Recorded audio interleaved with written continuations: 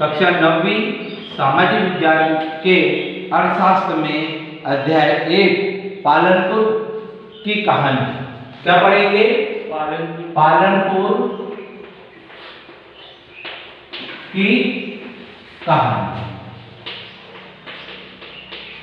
ये परीक्षा में, वार्षिक परीक्षा में ब्लूप्रिंट के आधार पर 3 अंक का है। कितने अंक का है?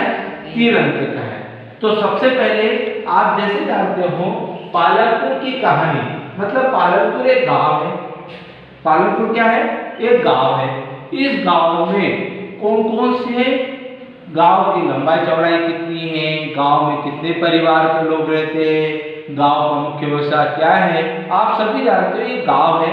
आप इमेज कीजिएगा कि एक गांव में क्या क्या गतिविधियां होती है। इस पाठ में यह बताया गया है। तो सबसे पहले अपन बात करते हैं कि पालनपुर गांव का क्षेत्रफल कितना था। अपन वस्तुनिष्ठ प्रश्न पर पहले बात करेंगे, ठीक है। पालनपुर गांव का कुल क्षेत्रफल कितना था? तो कुल क्षेत्रफल कितना था? 226 हेक्टेयर। कितना था? 226 हेक्टेयर था। 226 हेक्टेयर। क्लियर हो गए? ठीक है। दूसरा प्रश्न यदि हम बात करें कि पालनपुर गांव में सिंचित भूमि कितनी थी? सिंचित भूमि, ठीक है। तो टोटल सिंचित भूमि थी 200 हेक्टेयर। कितनी हेक्टेयर थी? 200 हेक्टेयर भूमि सिंचित थी, ठीक है। फिर तीसरा प्रश्न बनता है कि पालनपुर गांव में कितने परिवार के लोग निवास करते थे? तो कितने परिवार के लोग निवास करते थे? 450 परिवार के लोग निवास करते थे, ठीक है। कितने परिवार, जो पालनपुर गांव में जो परिवार थे 450 थे, तो उनमें से कितने परिवार भूमिहीन थे? तो कितने परिवार भूमिहीन थे? चौका यदि होगा तो 150 परिवार क्या थे? परिवार भूमिहीन थे। भूमिहीन समझ ना, जिसके पास भूमि ना हो। चलिए अब हम बात करते हैं पालनपुर गांव की स्थायी पूंजी क्या थी। तो स्थायी पूंजी क्या थी? हथियार, ठीक है। उसके बाद भूमि मापने की इकाई को क्या कहते हैं? हेक्टेयर। भूमि मापने की इकाई को क्या कहते हैं? हेक्टेयर। हेक्टेयर।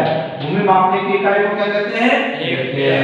छठवां यदि हम देखें तो एक ही भूमि पर अनेक प्रकार की फसलें उगाना।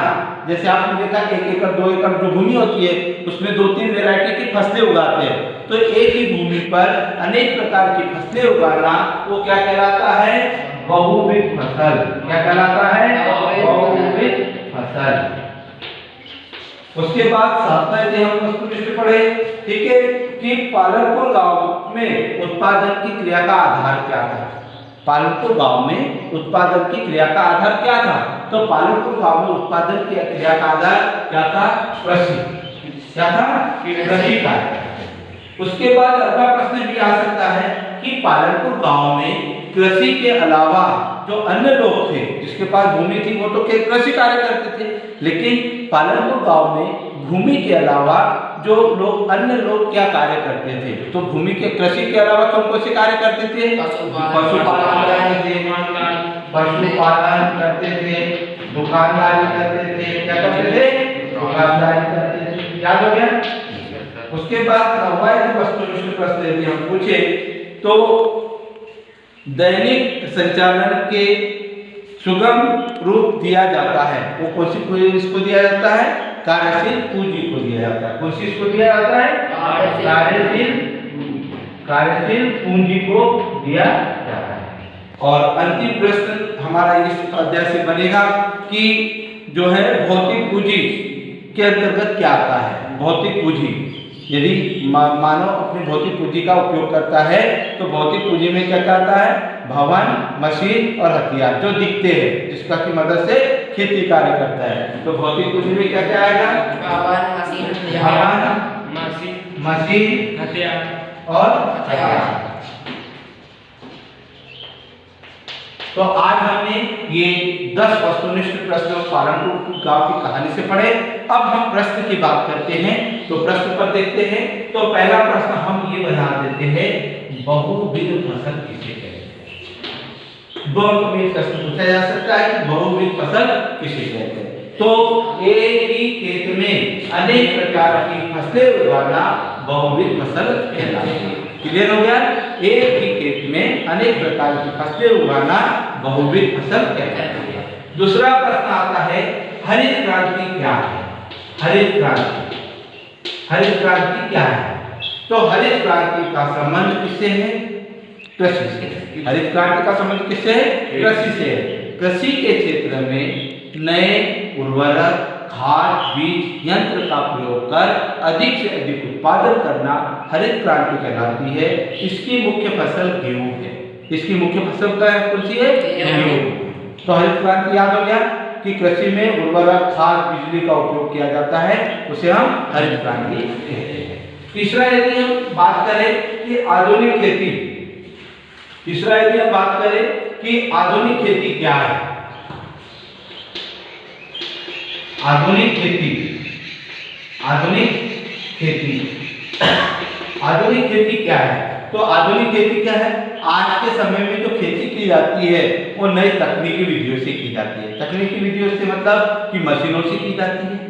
उर्वरक खाद डाले जाते हैं, खाद डाले जाते हैं, कीटनाशक डाला जाता है, बिजली का उपयोग किया जाता है, सिंचाई का उपयोग किया जाता है। तो जिसमें ऐसी खेती जिसमें बिजली, खाद, कीटनाशक, दवाइयाँ, है ना, सिंचाई का उपयोग किया जाता है, उसे हम आधुनिक खेती कहते हैं। क्लियर हो गया?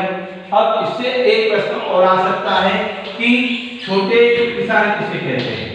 छोटे किसान, छोटे किसान किसे कहते हैं? छोटे किसान जिसके पास 1 एकड़ या 2 एकड़ जमीन होती है, जो सिर्फ उसका भरण परिवार का भरण पोषण करता है, जिससे क्या करता है? अपने परिवार का कृषि कार्य से भरण पोषण करता है, उसे छोटे किसान कहते हैं। क्लियर हो गया? ठीक। अब इसमें एक प्रश्न जरूरी है, प्रश्न को हम तैयारी करें कि पालनपुर गांव में बिजली आने से क्या लाभ हुआ? पालनपुर गांव में बिजली आने से क्या लाभ हुआ? यदि पांचवा प्रश्न है कि बिजली आने से क्या लाभ हुआ, तो पालनपुर गांव में सिंचाई के लिए बिजली की आवश्यकता पड़ी, ठीक है, यंत्र चलाने के लिए बिजली की आवश्यकता पड़ी, ठीक है, और दूसरे बहुत सारे कार्य करने से बिजली से गांव में क्या हुआ कि हमें बहुत सारी सुविधा मिली, ठीक है, जिसके कारण पालनपुर में बिजली आने से बहुत सारे लाभ हुए। तो आज हमने पालनपुर गांव की कहानी के बारे में, उसके वस्तुनिष्ठ प्रश्न और छोटे छोटे 2 अंक वाले प्रश्न जो लघुत्तरीय प्रश्न हैं उसके बारे में विस्तारपूर्वक अध्ययन किया।